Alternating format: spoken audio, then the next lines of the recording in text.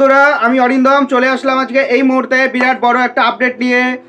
রাজ্যপাল ভার্সেস শিক্ষামন্ত্রীর বিরাট বড় একটা আপডেট নিয়ে। গত দুদিন আগে কিন্তু রাজ্যপাল কিন্তু বলেছে ক্যাবিনেট থেকে অর্থাৎ শিক্ষামন্ত্রীর পদ থেকে কিন্তু ব্রাত্য বসুকে সরাতে হবে। তিনি নিয়ম উল্লঙ্ঘন করেছে, উপাচার্য নিয়োগের উল্লঙ্ঘন করেছে। এবং ব্রাত্য বসু একজন কমেন্ট করেছেন শিক্ষামন্ত্রী মাইনে দেবে সরকার আর উনি লোক বসাবে।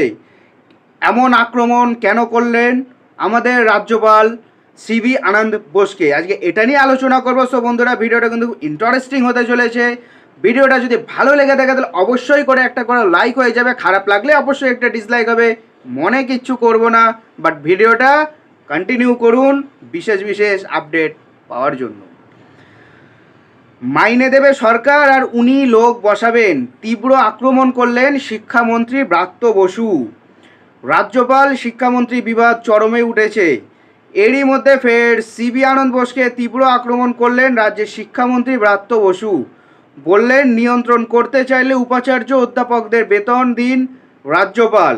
একটা টিভি চ্যানেলে দেওয়া সাক্ষাৎকারে শনিবার রাজ্যের শিক্ষামন্ত্রী ব্রাত্য বসু দাবি করেছেন বিশ্ববিদ্যালয় তথা শিক্ষা নিয়ন্ত্রণ করতে চাইলে উপাচার্য এবং অধ্যাপকদের বেতন দিন রাজ্যপাল। রাজ্যপাল সিবি আনন্দ বোসকে কটাক্ষ করে ব্রাত্য বসু বলেন শিক্ষাকে নিয়ন্ত্রণ করতে চাইলে আপনি বেতন জোগাড় করুন। মাইনে দেবে সরকার আর উনি অর্থাৎ রাজ্যপাল লোক বসাবেন, তা তো হতে পারে না। আমি একটা কথা বলে দিই, রাজ্যপালও কিন্তু সরকারের বাইরে নয়। এর আগে রাজ্যপাল দাবি করেছিলেন মুখ্যমন্ত্রীর সাথে তার ভালো সম্পর্ক, সেখানে বিরোধ বাধাতে চাইছে শিক্ষামন্ত্রী। এই প্রসঙ্গে ব্রাত্য বসু বলেন ভালো সম্পর্কের কোনো ব্যাপার নেই। মুখ্যমন্ত্রী যখন দেখা করেছিলেন তখন রাজ্যপাল বলেছিলেন বিলে সই করে দেবেন, তারপর আর করেননি। রাজ্যপাল গৌড়বঙ্গ বিশ্ববিদ্যালয়ের অন্তর্বর্তীকালীন উপাচার্য রজত কিশোর দেকে অপসারণের নির্দেশ আগেই দিয়েছিলেন। শুক্রবার রাতে তিনি উপাচার্যের ঘর সিল করে কাউকে ঢুকতে না দেওয়ার নির্দেশ দেন। রজত কিশোরবাবু ঢুকতে চাইলে রেজিস্ট্রার যাতে পুলিশ ডাকেন এবং তার কথা শুনে কোনো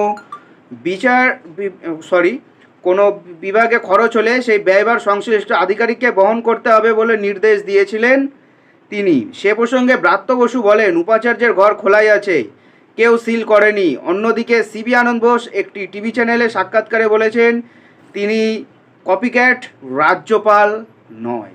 সো বন্ধুরা, রাজ্যপাল ভার্সেস শিক্ষামন্ত্রীর কিন্তু চরম সংঘাতে কিন্তু উঠে গেছে একজন উপাচার্যকে নিয়ে।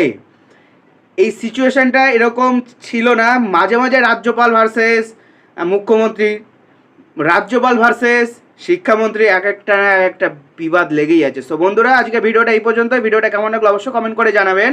আপডেট পেতে হলে আমাদের চ্যানেলটা সাবস্ক্রাইব করবেন। নমস্কার বন্ধুরা, ভালো থাকবেন সবাই। নমস্কার, জয় হিন্দ, বন্দে মাতরম।